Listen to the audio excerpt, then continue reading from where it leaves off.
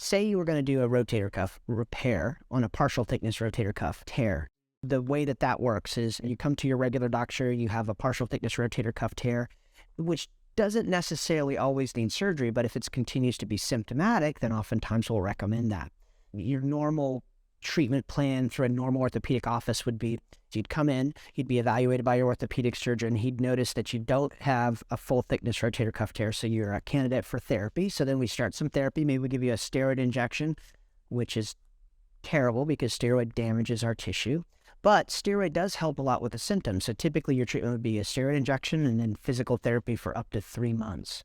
If the physical therapy then doesn't necessarily work, or you continue to have significant pain, you come back to your orthopedic surgeon's office, maybe you'll see him for another 15 minutes, and then he'll recommend a surgery. The surgery itself takes us about an hour and a half to do. It's outpatient, it's in and out the same day.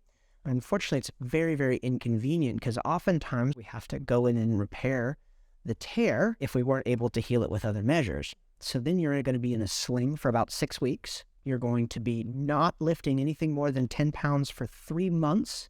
And oftentimes after a rotator cuff repair surgery of this type, you can continue to improve for up to a year and a half before you reach your point of maximal improvement. Well, with Orthobiologics, we skip all of that. We can focus in direct healing using ultrasound guidance with an injection that takes us about 45 minutes or an hour to do in the office. The entire procedure is about an hour long. Then we often will ask our patients maybe to take it easy for about 2 to 3 weeks. In some cases where we have longer treatments that can be 6 weeks or even longer.